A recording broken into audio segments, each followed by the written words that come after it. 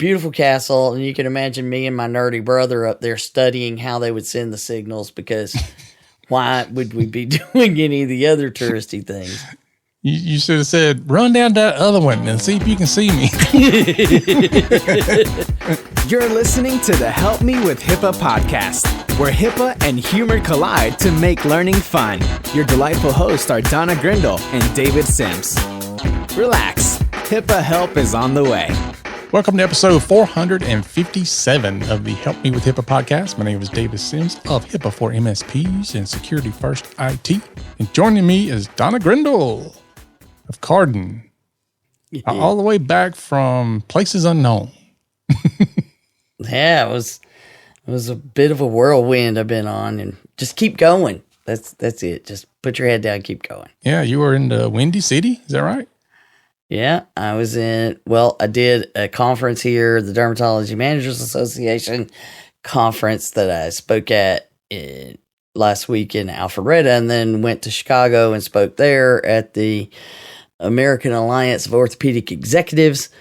And I've got a few more yet to do between now and the end of June. Believe it or not, I think the last one I have that started, the conference season is mid-June. I go to Biloxi for the Gulf States Ambulatory Surgical Center conference. So nice. That's what I'm doing. Nice. Yeah. In between then, I've got a couple others. I've just got one coming up. And I thought about you because I'm looking at the agenda, and guess where they put me? End. The very last person of the last day. I was like, oh my goodness. Yeah, that's my new thing. Is like, do you not get that that's just a waste of my time for the most part? Yeah. It's a waste of my time. So I'm hoping that because it's a CEU thing, that maybe people will stay till the end because, they're getting CEUs, but we'll see. I mean, they're paying me either way. So we'll see what happens, but I would much rather it not be in the day or first thing in the morning or right after lunch. Right after lunch doesn't bother me. Right before lunch is kind of hard, but still not too bad. But the last thing in the day is kind of like they're all done. Yeah, they're fried. Even if they're there, they don't want to be there. And everybody's like, but we thought it would motivate people to stay. And I'm like, no, you're lying. No, you didn't. The good thing about it is that my speaking time is from like 3:15 to 4:15. So they're cutting off early. It's not like me and you, where we're going like 6:30. Yeah. Well, but 4:15, they're trying to get ahead of traffic. And in Atlanta, everything at the end of the day is all about the traffic. Mm-hmm. If I'm physically done at the end of the day, I am worried about the traffic. So. Yeah. Yeah. The other bad thing about it is the venue is, it's at Myrtle Beach. So, then now you're fighting June and Myrtle Beach and people wanting to do things other than sitting in that room. I know, right? But we'll see how it goes. But anyway, so for those of you who are joining us for the first time, welcome. For those of you who are joining us for the 457th time, we love you. Thanks for listening. Bless your heart. I know you have no life, but you've been here from the beginning to the end. And if you want to hear the end, go to episode 200. So thanks. If you want to find Donna or myself online, you can go to helpmewithhipaa.com, and there's links to everywhere we're at. So check that out. Social media and our various companies and other ventures. So check us out. Connect online. Unless, of course, you're trying to sell me yet another thing. Anyway. But they always know that you need it. Yeah. So I love the ones that email me and they're like, could you use some IT support? I'm like, sure. So you didn't even bother to look at the name of the company, much less anything else. Yeah. You just, it's just bulk mail. Yeah. So We got real not bulk mail stuff to share, though. That's right. So let's dive into the HIPAA briefs because we're going to answer the question of, should you just sign the BAA or not, the Business Associate Agreement? What's the answer to that, David? I mean, it's pretty quick and simple. It's like, no, you shouldn't just sign it. You need to know what's in it. You need to read it.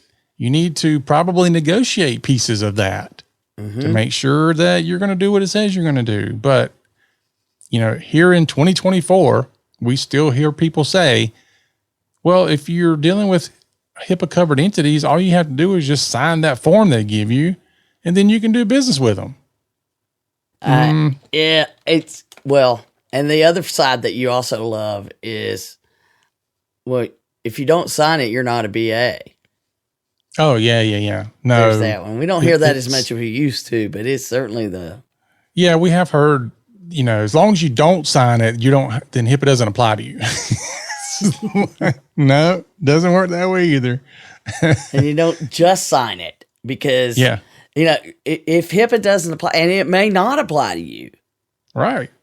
And the upstream doesn't know that you don't have to sign it. Mm-hmm. Because then you got to get out of it. Right. So, you should know. And there are times where, we'll work with groups and they'll send a BAA downstream. And it seems to me like, that they would be a BA. And they get back, we're not one. Oh, great. Give us in writing why you don't qualify as a BA. Right. And then, and sometimes they have it. But anybody that says they're not going downstream should be able to say why. Give it to me in writing so I can document. I ask you, and you can provide the documentation as to why. That's it.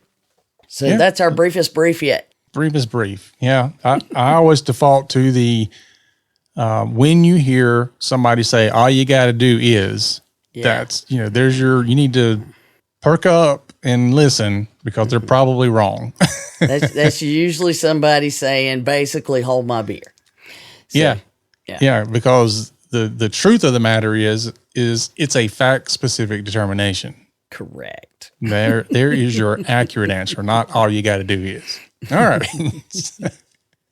Now for our 405D tip of the week, they dropped something in our inbox today, wasn't it? Yes. The new 405D post came out. We do these, I think they're quarterly or bi-monthly. I don't know what this. Every now and then I have to write an article or read something or do something or help edit something. And thankfully, Lisa's there. Shout out to Lisa Monroe with the 405D group and Nick Rodriguez. They manage me. Bless your pea-picking heart. But is that a thing? Can you manage Donna? No. I don't manage me very well, so I don't imagine anybody else does. But I do appreciate those guys, and they are the HHS on the HHS 405. There's several others that are great, but those are the ones we work with all the time, and they've always come through for us, so we appreciate what they do. And we never have given them a shout out, I don't think, but we should. Anyway, I digress. And we just did. I digress. So 405D post came out, and this one covers the 5-year plan. And of course, we'll have a link to it here, and you can get a link to it on the 405D HHS.gov website, which is why you should sign up for their distro. I love it that now it says sign up for our distro. That's the, if you're a cool nerd, that's what you say now. Sign up for our distro. But, that's the Linux folks would know that is a long-standing term. Yeah. But it's not normally been, again, it's you're the cool nerd now. It's always slipping in some new thing that's always been there. But now it's become more popular and everybody knows it. Anyway, so this one covers the 5-year plan, which we've talked about. It also has a bit on determining what part of Hiccup is a good fit for you. But the last little piece is it sharing details about the last Spotlight webinar. And I think I alluded to it, but I'm not sure really talked about it. But it was really, really good. It was something I had no idea existed. which is always good. And our spotlight webinars are usually very good. And this one was the CISA Priority Telecommunications Services. And you might say, what is that? Which is what What is that? I know. So it is their services designed to prioritize communications for critical personnel during emergencies for those who handle mission critical functions. So it's and there's 3 sections. I mean, it's like there's a wireless, a landline, and then a repair and installation of critical data and voice circuits.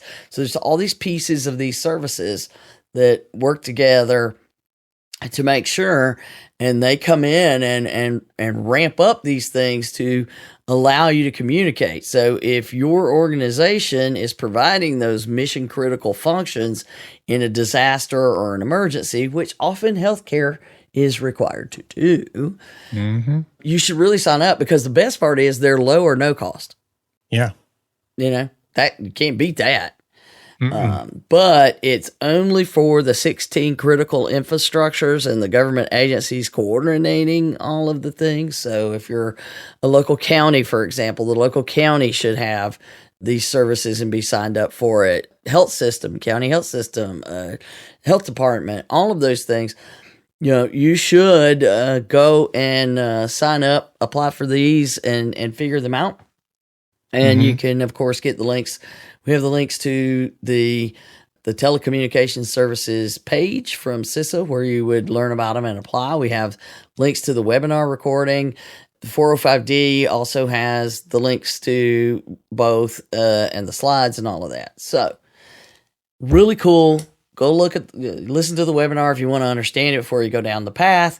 Go look at signing up. But, you know, in a emergency scenario, natural disaster, whatever, I would believe that these would be invaluable. Communication. Oh, yeah.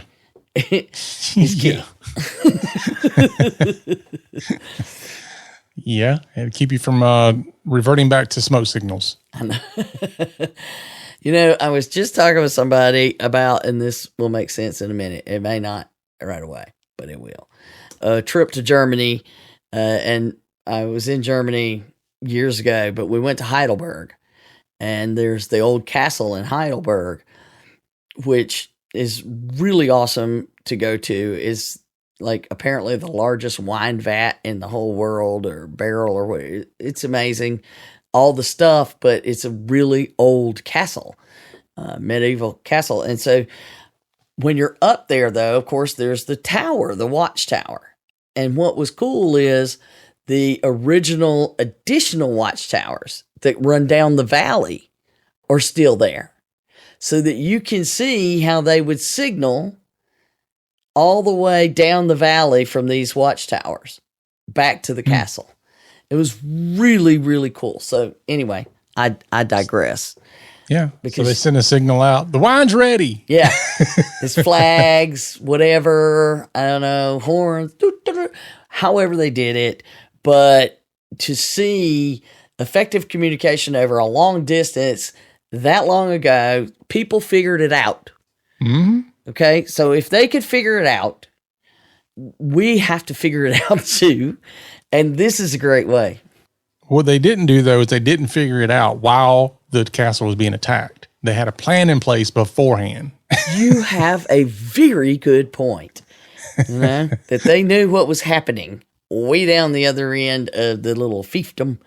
So, but anyway, it's beautiful area, beautiful castle, and you can imagine me and my nerdy brother up there studying how they would send the signals, because why would we be doing any of the other touristy things? You should have said, run down that other one and see if you can see me. It wouldn't be something we would be totally against. So I will say that. All right, very good. So let's get into our topic for the day. We're going to be talking about who pays for breach notifications. Yes, I would say try not to have one, so you don't even have to ask this question. that's right. You know, But it is a question that you probably need to have an answer for before you have a breach. you better know where you're sitting in that whole, chain of events. And, Yeah. So this circles back to the conversation about just signing the BAA, because you could be saying that you will pay for the breach.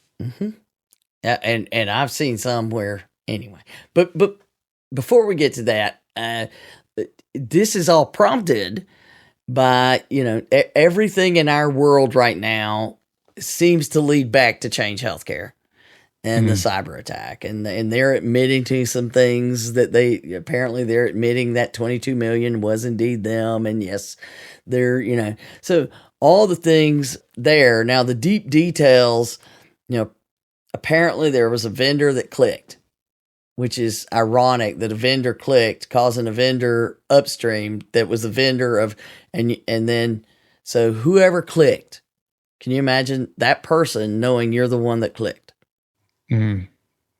I hope they know. Which person, because that means they know much more detail about the attack. But that person has brought down, that one person has basically the most significant data breach and attack in the healthcare sector ever. So, congratulations. Yeah, really. And so I would not be the one saying, hey, let me tell you about the one I clicked on. Let me tell you my click story. Yeah. That wouldn't be good. That's another hold my beer moment. Anyway, but they're getting so good at this. I'm telling you, they are so good at it. All of the things that you used to think that would signify that it was definitely one, they're not doing those. AI is helping them fix that. So just know that. Well, that's why, these days, if you don't have simulated phishing attacks against your own staff, you're asking for trouble, because you have no way of knowing where your issues are. And you can't do them once a year, twice a year. No. They have to be ongoing, constant. Yeah, I'd say once a week. Yeah, they need to be hitting somebody, and you don't want to hit your whole staff at the same time. Right. You want to have it going out where somebody goes, I fell for the phishing thing, which reminds me that I could be next. Right? But it's making me think about it. It's funny. We have a client that every time she gets a phishing email from us, instead of not clicking on it, she forwards it to me and the support that says something to the effect of, you're not going to get me. But she's always so proud that she identifies it. Good. And so, yeah, I know. I give her kudos. I give her kudos every time. Yeah. I'll take that any day. So, but the reason that the WHO pays for a breach notification and other of these kind of damages in a vendor cyber attack, because imagine if you're the vendor that clicked and Change Healthcare is turning to you. I mean, there's a lot of layers here, but the important part that we're here to talk about right now is the MGMA, the Medical Group Management Association National Organization, sent a letter to the Office for Civil Rights just April 25th, specifically requesting a clear statement from OCR on 3 things. And it was like short and sweet, no big details, here, most of the letter was who we're addressing it to and who sent it, details in the middle, boom. And the 3 things: responsibility for breach notifications rests solely with Change and United Health Group. 2, providers that are completely innocent in this unique situation will be spared any regulatory scrutiny. And 3, OCR will ensure that Change and United fulfill the promises they have made in a prompt and transparent manner.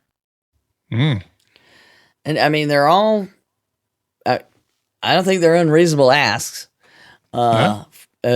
just from MGMA to Change Healthcare, but they think they better count on OCR, because it is the regulatory scrutiny. One would hope that this doesn't go that far. I can't. I mean, I'm sure you could find a way to say okay, this would require an investigation of individual provider, but it would be a stretch as far as the way that they normally operate in investigations and definitely any regulatory penalties or whatever. So the first two, the first one and the third one are the big ones. And I thought it was interesting. There's also a report that just came out last week that the AMA said that their survey, the American Medical Association survey, 31% of physicians that they talked to were unable to make payroll due to delays in the claim payments from this. 31%. Okay. That's crazy. And the AMA didn't talk to 5.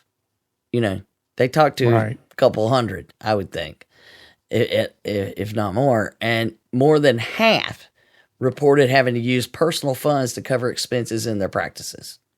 Now, that's a stark comparison to what we talked about last week about the pocket change from the, what was it they called it? Their adverse cyber attack, or like there's a good one. This one was a bad one. But I seriously doubt not one member of their leadership is worried about making a payroll, and they definitely didn't have to dip into their own pockets to cover expenses. Mm-hmm. Not one of them. But, I mean, a vast number of small businesses are either closing or definitely in a very serious financial bind due to this.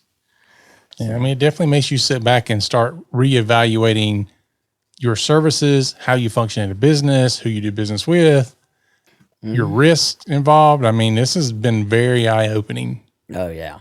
And I mean, I was at the conferences I was at. There's plenty of people. I mean, I just had a new one say, look, we're going to take this other thing off of our agenda. Will you come? Because so many of us have been impacted by Change Healthcare and do a talk about this. So they moved something else. They had nothing on cybersecurity, and suddenly they now care about this big impact scenario. So it's huge. And they are not suffering in any way that would make them, feel that same kind of constraint. I mean, this is hurting the business, not, oh gosh darn, our PR, Right. And they still made their additional $9 billion in Q1. So, anyway, but they did say MGMA and they made it clear that they, while they seem to be saying in their press releases that we're going to take care of things, that they would undertake notifications and administrative requirements on behalf of any provider or customer, blah, blah, blah. The letter specifically makes, this is exactly what the letter says.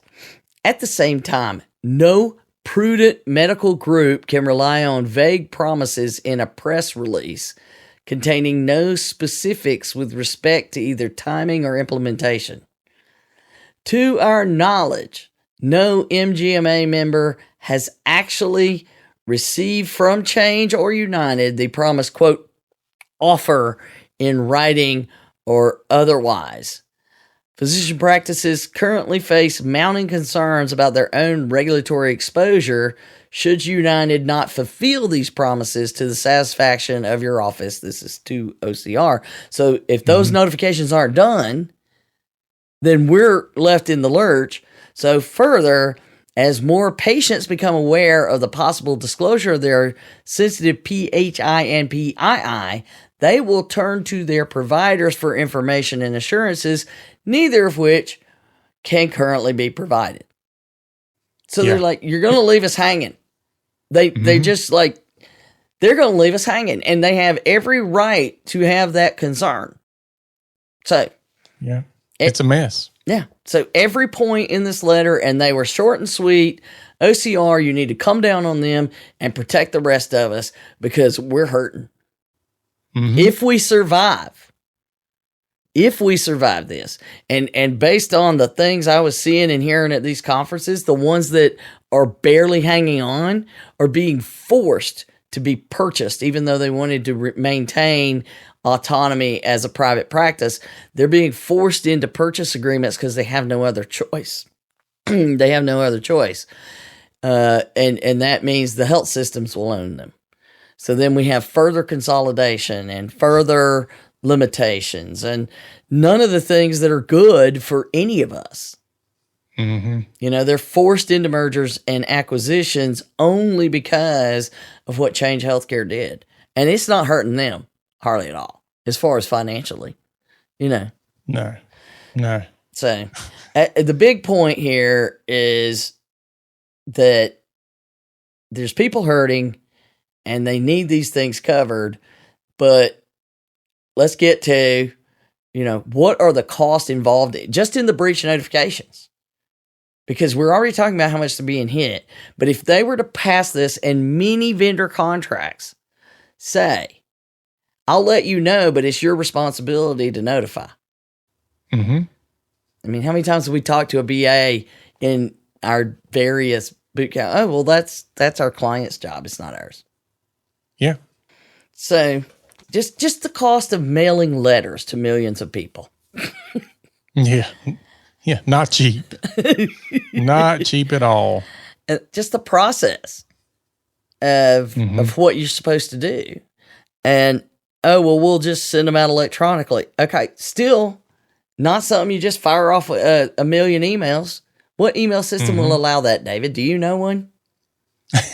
No, I don't. You know, if all of a sudden your email server starts pounding away at Gmail addresses and Outlook addresses and whatever other addresses, sending out millions of emails, boom. Yeah, you can get blacklisted quickly. All of that'll be shut down and you got a whole new problem. So you have all the requirements of that just to send out thousands of emails, even if it's thousands. Mm-hmm. So, and I know I've told this one before, but the doctor who said, "Can't I just send a postcard?" No. Yes. If you want another breach on your hands, you can. You could send a postcard, but then you're also going to need to send a letter saying that the postcard was a breach. So, let's don't do that. Can't blame him for asking. Yeah. So you got to get them out, and then you got all the bounce backs, the return mail, the bounce back emails, all of that stuff. You know, those things are cost. And we haven't even talked about what are you going to say? Somebody's got to write that up. You got to have multiple people involved in how you're going to approach it. What are you going to say? Usually there's lawyers involved because these are legal notifications and there are legal requirements. And then, you know, printing them, the pages, the paper, all of that, the ones because, you know, you got to send it first class mail.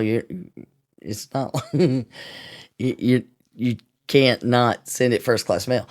But I did go to the post office site where you could just kind of calculate what it cost. And, you know, even just with basic, if I wanted to give them a list of addresses and here, send out this letter to this list of addresses and y'all print it, it works out to be about $1 per letter. Mm. Okay. 500, 5 million, you know, and and guess what? You have to have a BA who generates these letters. You can't just have the post office do it. They're not going to sign a BAA. Yeah. But once you throw in all the other costs involved in it, it's a lot more than $1. Oh yeah. Well, yeah, when you do just the cost of the mailing though, the having somebody that's qualified to properly secure it and manage it, you hope. Because there are breaches that come from data breach notification letters. Yeah, that's true. So you've got that. So that's going to be, you know, you're looking at $3 to $5 just to mail letters, somewhere in that neighborhood. Yeah. Do you recall the one where it was like a breach notification letter and somehow it included a page from like the next person in line? Mm-hmm. Yes. And so they sent all those out and it had the information from that person and the next person that was printed. Mm-hmm. Yeah. It's like, oh, great. Yeah. They were like the all the mailing equipment malfunctioned and was sucking 2 letters in, and that second person never got the letter, Right. but the first person got both of them. Yeah. Yeah, they had to figure out where that happened, and so then that vendor then was stuck with the need to notify. It just keeps going, because if you're not paying attention to every little step, these things happen. And that doesn't even call, the other piece that they're worried about is the onslaught of phone calls. Oh yeah. And just the sheer volume of people who are angry or begging for explain this to me, and how did this happen, and thankfully for all of you that care for my family members who are older, I handle those calls for you.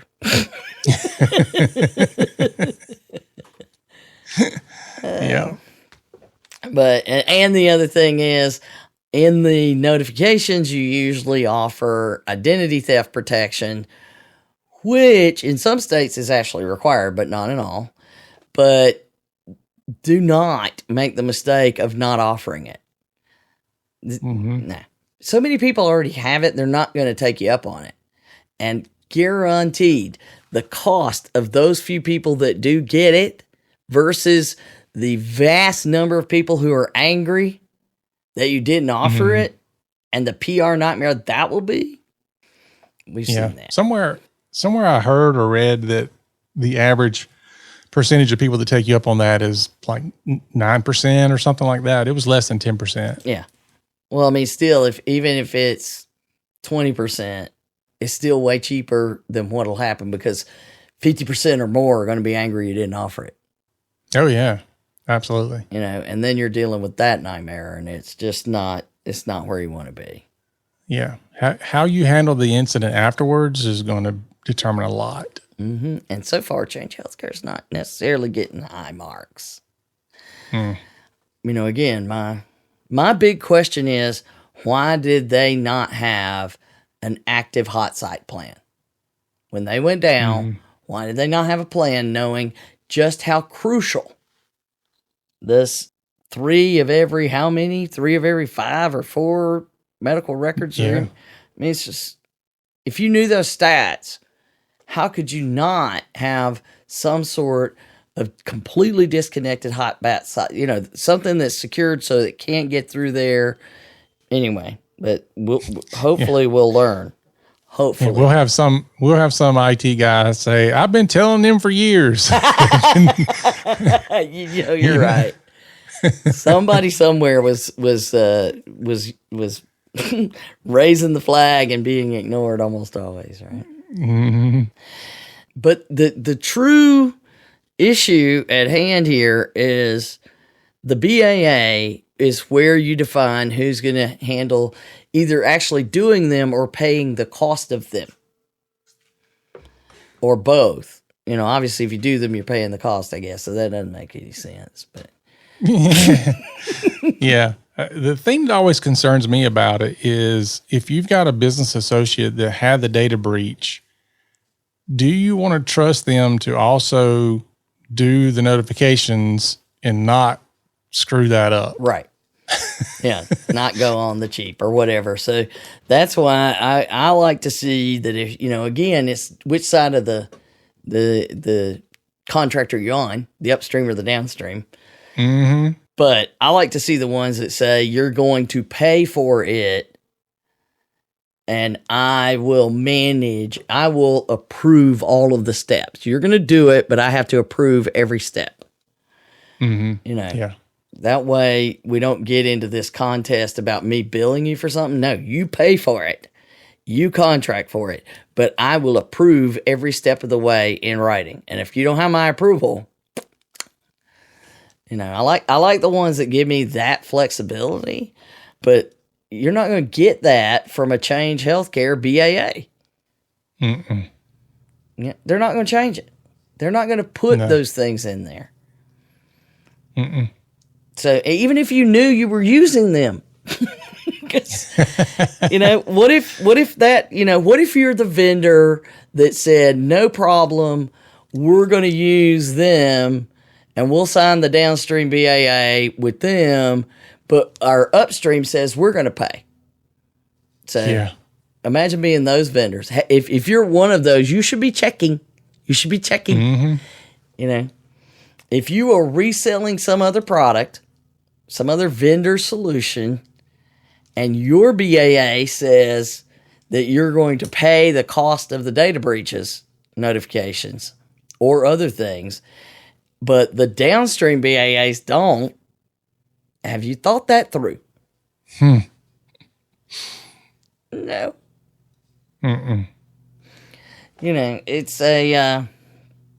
It's an interesting dichotomy, the BAAs.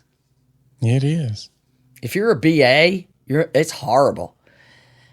I love to watch the faces of the covered entities when we're teaching this, and I say it is way harder to manage business associate agreements when you're a BA than it is as a covered entity. Way harder. And they're like, what? And there's no way.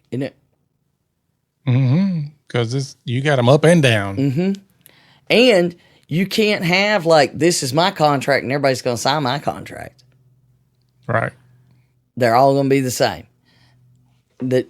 Everything seems to have some variables in it, and who's the big guy on the block gets to decide what bat gets used, and Yep. and we know who's getting hit with the bat.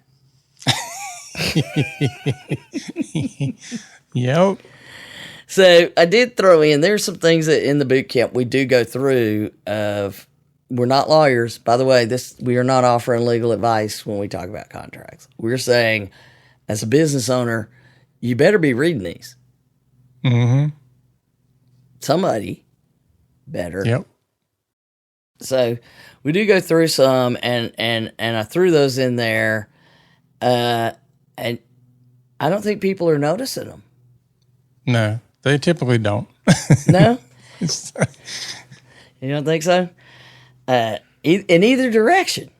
Yeah. I mean, for me, oftentimes if I'm giving somebody a business associate agreement, it's funny because usually the initial conversation is about, well, who's going to give the agreement?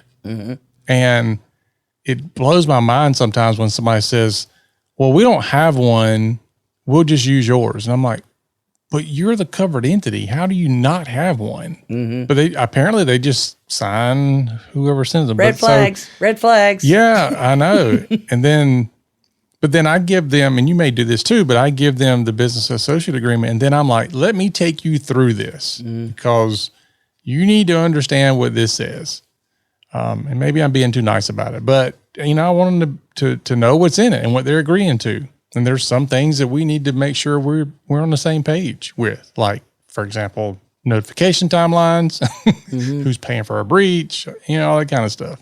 Well, if I send a downstream BAA to somebody and they just sign it, I am worried. Because I put all kinds of things in there that they should not be signing without discussing it with me at least a little bit. So I'm like immediately worried, like, why did you just sign that? But don't you think that some people might just be intimidated by you and just sign it? Like, I'm not going to question Donna Grindle. She's like the HIPAA queen. You should. You're not being fair to people. Everything could be a test. My team knows that. Everything could be a test. See, if I didn't know you well, though, I would be that guy to be like, I ain't asking her about this. I'm signing it. I mean, she's Donna Grindle. She got a podcast, and I ain't doing that. I'm not going to be the guy she talks about on the podcast. I know, but the things that are in there, you should not probably. I mean, I'm fine if you sign it, but really, you should at least have a conversation with me about it to understand it. So the first BAA you send out is a test.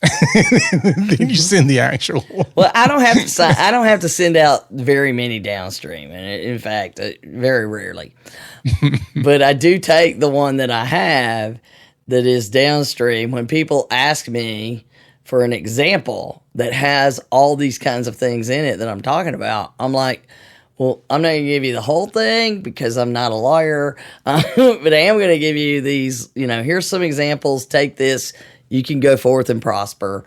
But, there are some things in my upstream that I'm sure now I could see people going, well, I'm not going to, unless they want an attorney to review it, they're not going to mess with me going that way. But most of the things I'm putting in there, I don't think are unreasonable, that I could be able to talk to any attorney and have a reasonable conversation with. But I've seen some that get sent to me, and I'm like, I am not signing that. Yeah. I saw one that said that if a data breach occurred, so it was to an upstream covered entity, and the way it was worded, it literally said, and I went back and said, maybe I'm reading that wrong. Let me put it aside and I'll come back to it. I think I know where you're going because I think I've seen this one too. Yeah. If any data breaches ever happen to us, you will pay for them. Yep. That's the one I've seen. Must have been the same template they use. Yeah. I'm like, I was like, no. Yeah, no, I have to have some level of I had to do something. Yeah. No, I've seen that one because I did the same thing. I'm like, so you mean to tell me if this other company does something and you have a data breach, you want me to pay for it? No. No. That is not going to happen. No. So, and some other things that we've seen in there, and I do like the ones that are now starting to say that you will assist in response and investigation of data breach in a timely manner or an incident. Mm-hmm. And there's data breaches and security incidents. It's a security incident. First you have an incident, something looks weird. Then you say, okay, we have some security things going on. We have some sort of security incident going on.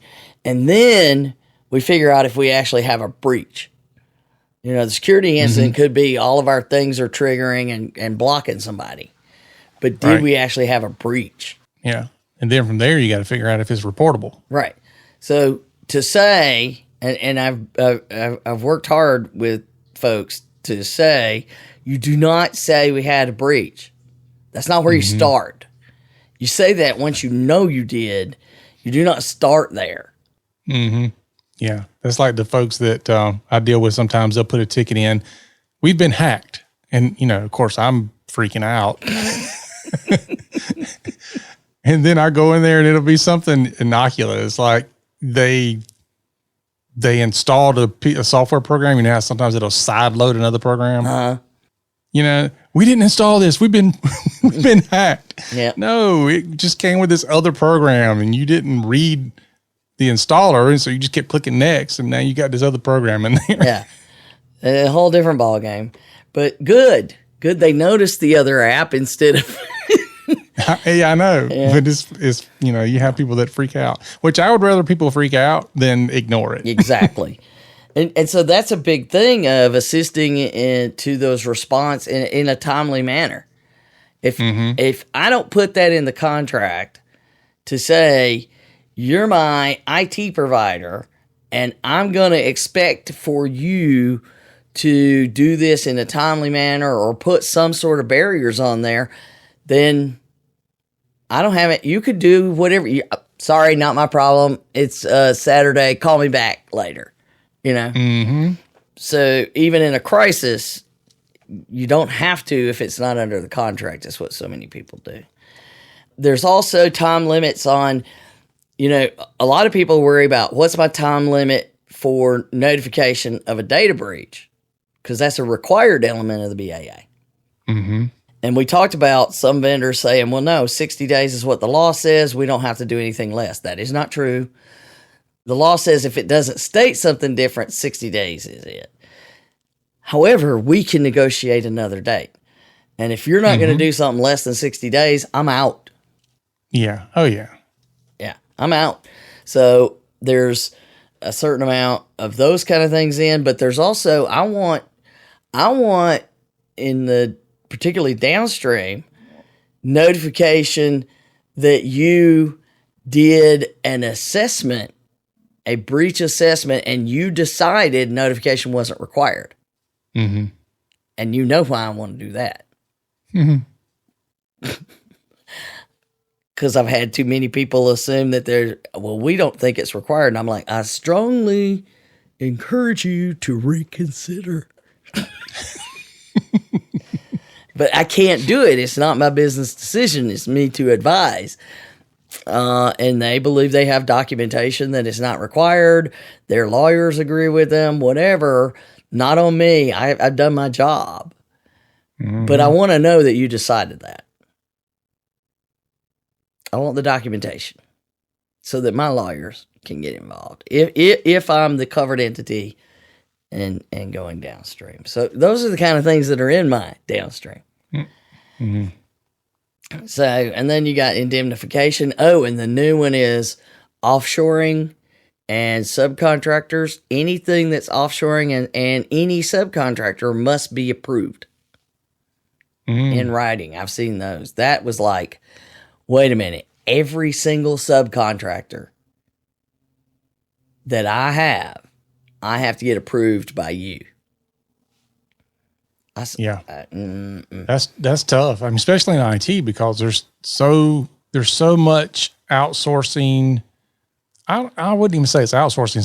Sometimes they literally have offices set up in these other countries, but you're dealing with those people in other countries. Mm-hmm. And if you have one of those stances where it's like, I'm only dealing with people that are physically inside the United States, my data is going to physically stay in the United States. Nobody can remotely access my computer unless they're physically in the United States. I don't disagree with you, but I'm saying that's very hard to do oftentimes because you don't know from a downstream vendor standpoint where those people are. Yeah. Well, and where's your data? Where's your data? Mm-hmm. Because our laws don't apply in India. Right. And I mean, I've known a lot of people that say all my data is in the United States, and then you start asking about their billing company, and then then you find out their billing is actually being done in the Philippines. Yeah, it's totally if we don't know where the data is, then how can we know it's protected? That's exactly what we talk about over and over and over. If we don't know where the things are and where the access is coming from, how can we make sure it's protected? Mm-hmm. But and here's another thing that so many people, because in healthcare particularly, a massive amount of offshoring to India takes place. Oh yeah, whether it's access only or data and access, it's a massive amount that's taking place. Mm-hmm.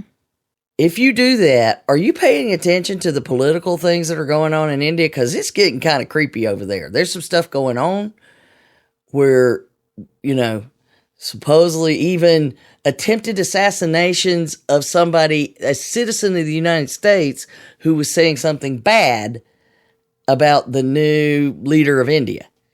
There is a case going on. So if at any minute, what could happen politically over there that could impact your business if you're not paying attention? What's going to happen? Mm-hmm. That's probably something we should add to the HSCC list of where we're doing that. In our last conversation, we were talking about the need to do a full SRA of the sector. And that's a good segue to the last little bit here, is that we actually had an all hands meeting, like 200 people across the country, some virtual, some in person. It was a really interesting day of information sharing across so many things. But a big hunk of what we did was to break out into groups and do some brainstorming about where else could we have a change healthcare level impact? What other vendors? Where is the data? Where is the level of consolidation impacting the industry, the whole sector as a whole, at any given moment could have this level of an impact? Mm-hmm. Which is a requirement under we just got, like today, I haven't even had a chance to read it all, another national security memorandum for critical infrastructure and resilience, which is really what the HSCC is managing.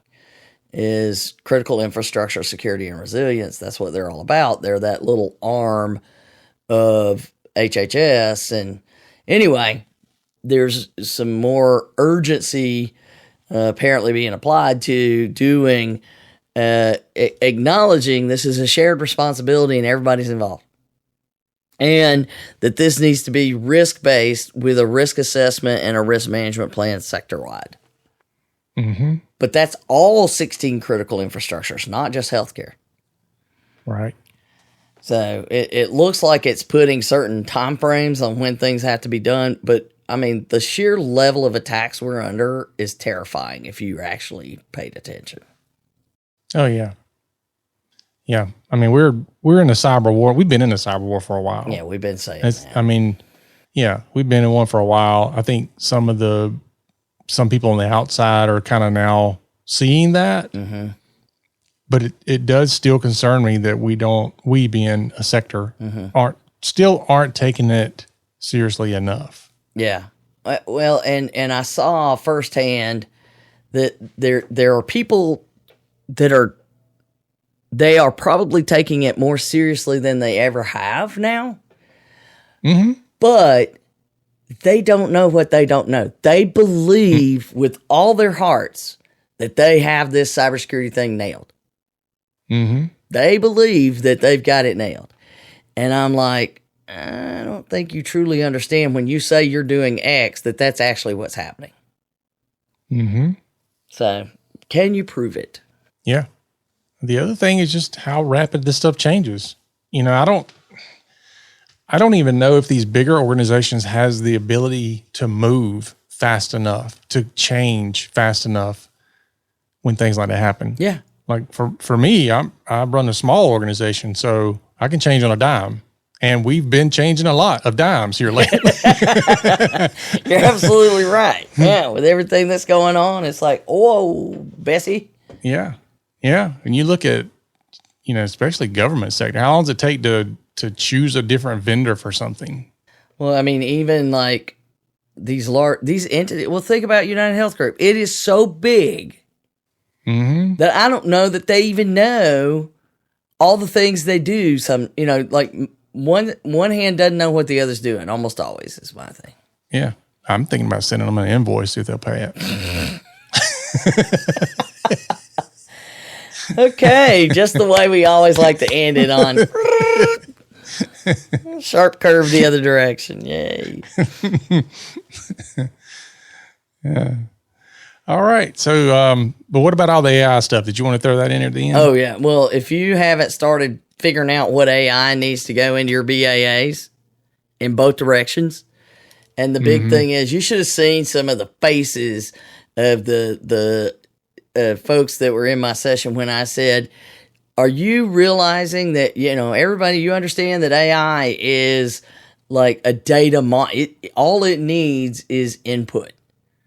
The 1980s movie, need more input. Short Circuit, need more. Love that movie. Anyway, need input.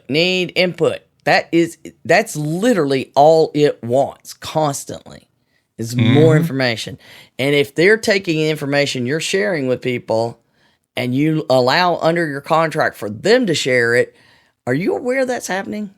Yeah.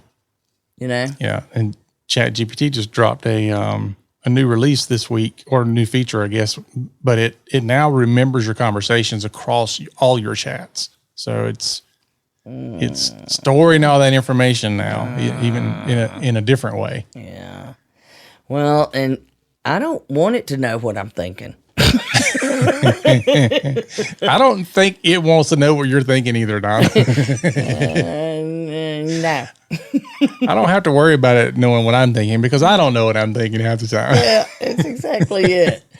Well, I agree that, I don't know. Now I'm going to have to go look at that and see just how much. All of a sudden, I'm going to be right in the middle of some presentation that I'm working with it. Like, I want to help me organize. Here are my topics and organize. All of a sudden, bourbon's going to show up right in the middle of it. Yeah. That's it. So, before you could start a new chat and basically it didn't know any of the history. Well, now it does. It keeps all of it across all the conversations. Which in some ways is good, and then others not. Isn't that the battle we fight with technology, and definitely going to continue to fight with IT? Oh yeah, absolutely. Yeah. Absolutely.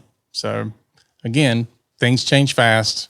And if you're not constantly on this or paying somebody to constantly be on this for you, you're going to get left behind and you're going to expose yourself to unnecessary risks. Yes, you're right, David. All right, folks, you heard it here first. This is a good place to stop it before I'm not right. All right, folks, thanks for listening again. And be sure to share this episode out on your favorite social media sites. Give us a rating and review. We appreciate those. And be sure to join us again next week. And remember that HIPAA is not about compliance. It's about patient care. Help me with HIPAA. Let's get it right. Protect your patients day and night. Donna and David, the experts on your side. Help me with HIPAA. Let's get it right. You've been listening to the Help Me with HIPAA podcast, hosted by Donna Grindle and David Sims. The show created to help you with HIPAA. For more information or to ask us a question, visit our website at helpmewithhipaa.com. Neither Donna Grindle or David Sims are attorneys, and they do not offer binding legal advice concerning regulatory compliance. The information in this podcast should not be relied upon or construed as legal advice in any way. Consult your attorney for legal advice concerning compliance with HIPAA regulations.